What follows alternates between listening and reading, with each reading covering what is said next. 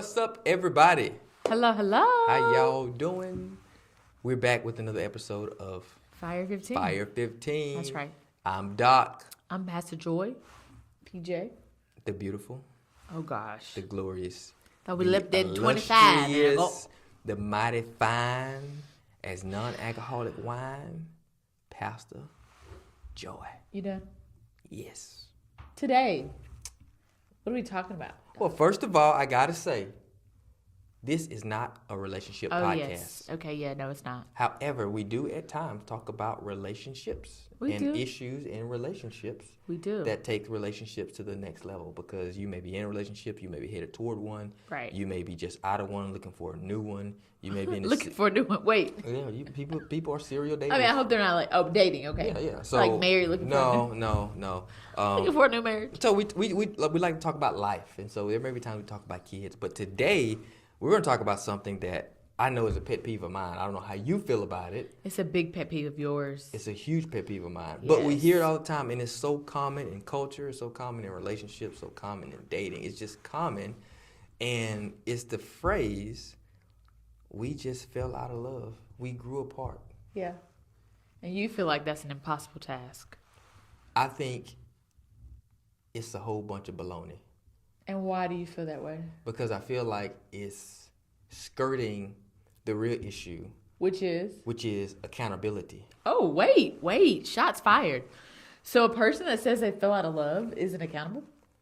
Yeah. Absolutely. Do tell. Love is not casual. It's not supposed to be. It's not casual. God is not a casual God to where he loved it. He just sent his son casually. So love is not a casual thing. And if you treat love as casual, you will always blame love and not yourself. Oofies. Stick with me. So if someone says, I fell out of love, you have to think about your decision making. How did you fall in it? I mean, okay. How did you fall in it? Because you can fall in something. If you fall in something that's so serious, so casually, you need to question your decision making process. Let's talk about it. But another thing is that we grew apart. You can't grow apart. You have to ask yourself, when did you start to allow yourself to start drifting? When did you? Or you can start valuing different things, like more than the other person. Exactly. Yeah. And so that can bring a level of like drifting, a level of separation if your emphasis, focuses, intentions, attention went different places. Right. And you've mentioned something before about, relationships being toxic and things that aren't, just working right. Are healthy. Yeah. And somebody and your people are just falling out of love that way. And I think that in that situation, if it's toxic, you're not falling out. Like that person is pushing you out. Yeah. And you probably should be out. But what do you think about growing apart? I don't know. Falling out of love. Out of love.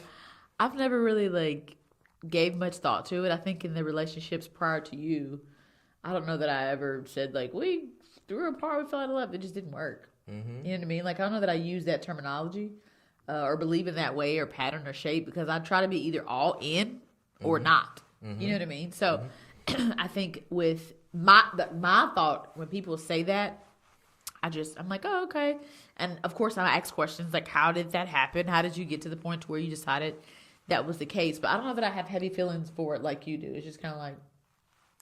Well, I want to ask, because my heart breaks when I hear this, because if these things aren't addressed, they can hamper you and hinder you for the rest of your life. Because I feel like it affects all your relationships if you carry that pattern. I feel like there's once you really believe that you can just fall out of love and grow apart, you take that tendency and that propensity to say, well, it could happen again. So basically you're saying a person needs to be challenged more about who they are, what they are doing, how they move. Yes. If not, then you can go hop relationship to relationship, marriage to marriage. And depending on how they make you feel or don't feel, or what you decide to do or don't do, you're in and out of love, in and out of growth, in and apart. Okay. Because love is so intentional. It's supposed to be. Love is so action oriented. It's supposed to be. And that I think that if you can say, I fell out of the intentional, actional part, then when did you stop paying attention, or when did you stop giving effort? And it may be, but a lot of times though, like, hold up. Come on. Some people feel like, with love languages and the way they feel pursued, the way they feel love, like they don't feel love coming from another person. And so they decide that since they're not getting that, like I know a couple of couples who are married and they're still like married legally. They still live together, all the things, but like they're not actively in a loving, healthy, productive relationship. They just exist. And so they're together, but they fell out of love.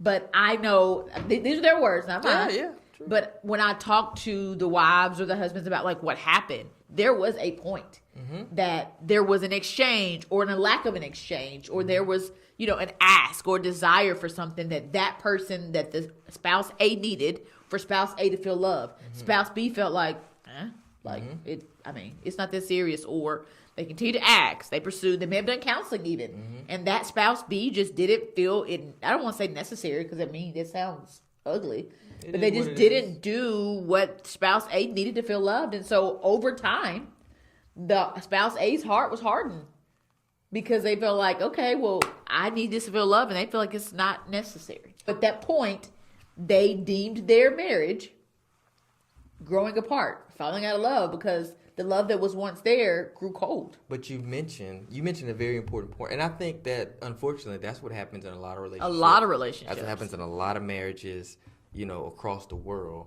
But you mentioned something. You mentioned person A didn't feel that it was necessary to give person B what they felt that they needed. Well, I said B to A, but yes. Whatever.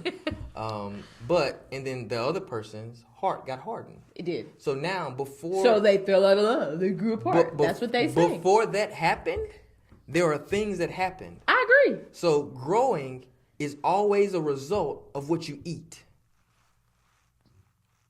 He's about to get agricultural, y'all. Growing is always out. a result of what you are feeding something. So if something is growing, it has to be eating something. So if you are growing apart, you have to be taking in something that's pushing you the other way. Or not taking in something. If you're not growing, you're dying. So the love is dying. So it's not growing apart. What happened is you started dying. Yeah, the love began to die. Why did the love begin to die? Because they didn't give the love, or they didn't give the relationship or that person the love, the attention, the whatever, fill in the blank that they needed. Yeah, and I think that unfortunately, when that starts to happen, the love starts to die. You don't start to grow in absence of something. Does that make sense? It's hard to grow. The only thing that you can grow in the absence of something is when you start to deny yourself and grow in stature with the Lord. When you start to abstain when you start fasting and all that type of stuff. But if you feasting on something, you growing, you getting big. If you are getting big, you got to decide what you eating. Yeah. So people can grow apart. They cannot grow apart. You just don't like the terminology. I think we're saying the same thing in different ways. Because I think it gives somebody a pass to not really look at what happened. Okay, I get what you're saying. And if you say, "Hey, we just grew apart." No, you're saying like, okay, what happened? I'm saying, what? How did you get to this point? How did you get to that point? You didn't wake up this way. You don't just wake up that way. It takes years, decisions, lack of decisions, over time, priorities, lack of priorities. Yes. Yeah. So in a relationship, how do you think that we can prioritize not growing apart? How can we proof our marriage to not grow apart? I think the best thing you can do is begin to choose the other person. And what does that look like? So we always use a love tank analogy. Love tank analogy is making sure that the other person's love tank is filled. That's easier said than done. Can I say this for the people in the back? When your love tank is going lacking, and I'm supposed to be filling yours up, but mine empty and it's on fumes, I'm still supposed to pursue you. Like, that's hard. That's the right answer. I agree. But it takes Jesus, the angels, all the disciples, and their children. Not all the disciples. To do it. Because it's like, I don't feel love. Like, I don't feel seen. I don't feel affirmed. I don't feel considered, and I'm supposed to still pursue you. Like, yes, like the love of Jesus. Mm-hmm. Does Jesus always feel all the things? And he died for us, yet we were yet still sinners. And so what does it look like in a covenant with your spouse, which is similar to the church, the bride? Mm-hmm. Anyways, like, to like, you know what? I don't feel said way, but I'm still going to give them what they need or what they desire to make them feel loved. And it typically switches things around, unless you just have some, never mind, I almost said something ugly. Unless your spouse is just not as in tune with the need of your needs. But typically, even if things are rocky, like if you begin to pursue them and put them first, their needs, their desires, their preferences, it tends to kind of, shift the focus of things if they're headed in the not best direction. Does that make sense? Yeah. I think it makes total sense. And what do you think? I think similarly. Have you ever been in that situation before? What situation? What are we talking about? Oh, now you got amnesia. No, I have been in a situation to where, even with us, where it's hard to show up day in and day out and make sure that I'm loving you the right way when I feel there's a void or something that I'm not being paying attention to, when I'm not getting what I need of life. They do that sometimes because it's just life at times. Yeah. But it is hard to show up. But for me, what I try to be mindful of now is that I'm more focused on you than I'm focused on me. Not in the sense of I'm just not paying attention to myself. Because you need to make sure you consider yourself in some ways. But that if I'm doing my job to fill your love tank up, then I'm trusting that the Lord will do his work in you to say, hey, look at these efforts. Look at who he's being. Look at how he's showing up. What if people feel like the Lord ain't Lord and these folks ain't letting the Lord use them, and so they go to church? No, I'm saying, what? Tell them to go to church. If the Lord ain't using you, go to church and sit on the front seat. I'm supposed to be expecting the Lord to do a work in them so they can change and be better, but it looks like the Lord ain't Lord. Yeah, and I think you have to, because love is sacrificial. It is. Part. Love is sacrificial. But people ain't trying to talk about that. Like, people ain't trying to love like that. No. People trying to get, hey, I'm going to have to do me. Like, if I don't get, that's how people trying to love. Because I think people want a safe, predictable love. Oof. And people want to love. What do people want that kind of love from God? That's what they want. That's what deep down, I think people want a safe and predictable love from each other and from God that won't require me to hurt, that won't require me to give, that won't require any type of stretching. And I think that's anti-scripture in every way. if I think Jesus says, like, one of his greatest forms of love is a person that will lay down his life for his friend. And love is sacrificial. And I think that if it's not sacrifice, if you ain't sacrificing, you don't love me. And I think, you hear that? And I think love, just like Jesus, I heard what you said with your mouth. And I think love, just like Jesus, is supposed to stretch you. Yeah. It's supposed to stretch you. And I think that's not safe. Because there will be people who will leave this world that will know Jesus died on the cross for their sins and still not choose him. Yeah. And that is what hurts, to be in a relationship and to literally be stretched for someone and the potential or possibility that they not choose you. So that is the safe part. In 30 seconds, how would you recap today's discussion? Ain't no such thing as growing apart. But love intentionally and sacrificially. That's what I would say. What about you?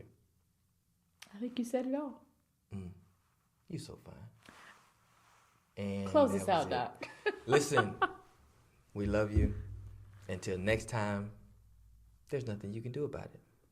So, peace. Peace.